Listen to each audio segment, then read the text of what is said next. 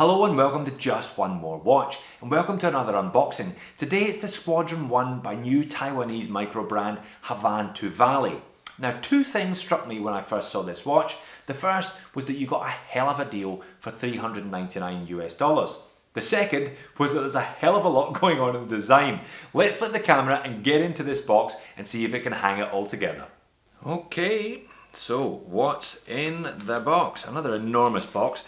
This one coming down to me in Sydney all the way from Taiwan. And that is the pertinent question. What on earth have we got in this box?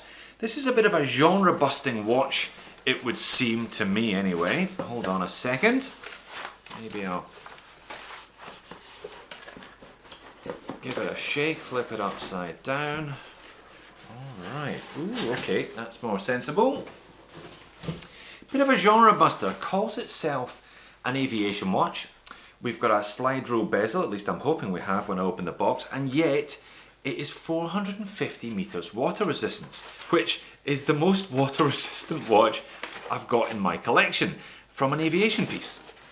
Plus, if I'm right in thinking that there is a leather strap in here as well, then there's more than a whiff of racing chronograph with a vintage style leather strap. Alright, let me take that outer packaging off. Okay then, so we have got a really lovely box. Now, I'd seen this box elsewhere on other reviews. Great to see these smaller brands, micro brands, really raising the bar when it comes to packaging. The Sakachi I opened up the other day was beautifully packaged, as is this one. So we've got a Havan to Valley Squadron 1. Brand new Taiwanese micro brand. They're a one model range at the moment, but they do have 4 different colour schemes on the go. There we go, warranty card there. I'll get into that later on. Polishing cloth. Alright, here we are. So this is the black on black. They do a white on black. There's also a blue on white. That's actually a little smaller than I was expecting. So there it is then, the Havan to Valley. I've got to say, it's really quite a nice looking watch.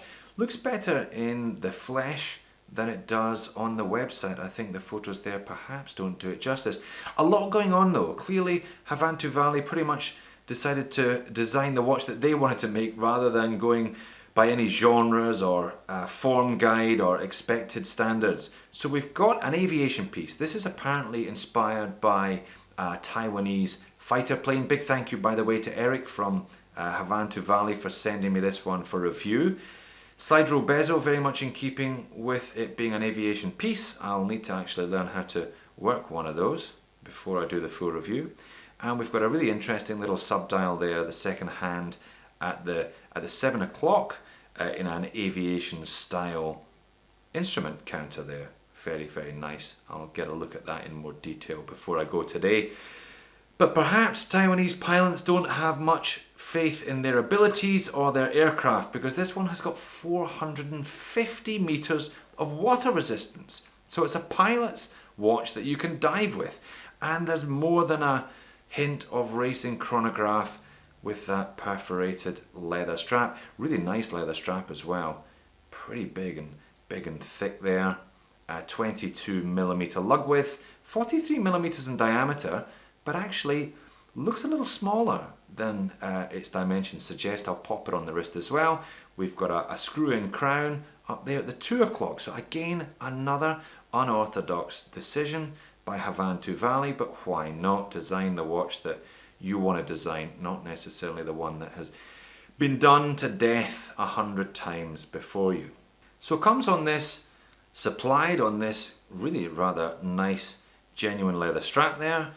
Nice stitching, quite thick also. 22mm lugs as mentioned, and a nice Havan to Valley laser etched 316L stainless steel clasp, very much like a Panerai, those big chunky buckles on this one.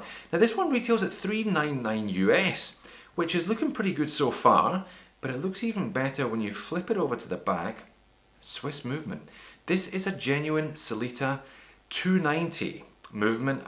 Most Sellitas are just ATA clones. This one a 31 jewel, and it's got that little second sub-dial and date wheel there as well. 38-hour power reserve. It's a 4 Hz high beat movement, so we've got 28,800 beats per hour, equating to roughly 8 beats per second. Not that you're really going to notice because of that tiny little sub-dial there. Nice sapphire crystal on the case back, and a nice little signed rotor. You can see Havantu Valley and their little logo on the back of the rotor. Oh, very nice, I've got to say. Really quite well made. I like the brushing on the side there. Nice mixture of brushed and polished. Like the hands, nice clean hands, and stenciling on the Arabics at 12, 3, 6 and 9. Plenty of loom around the dial as well. I'll get a loom shot for the full review. So also supplied with a bracelet as well as the leather strap. Looks pretty good, bit of weight to it, nice mixture of brushed and polished surfaces. No end links as such, just those little straight end links there, but we've got proper screws. I'll get into this for the full review, and a decent scissor clasp as well there, so not one of the cheap press ones. That actually feels good. I quite like a bracelet, so no doubt I'll be sizing this one up for wear over the next week or two. And there it is, quick wrist shot to finish. Pretty chunky piece this one, that's for sure. Maybe I need to go to the gym. I'm on the smallest hole already on the leather clasp. Perhaps the stainless steel bracelet more fitting for skinny little 7-inch wrists like mine. But nice watch actually, carries its size, its shape and its weight rather well. Better than I was expecting. It's certainly smaller on the wrist than the on paper dimensions would suggest.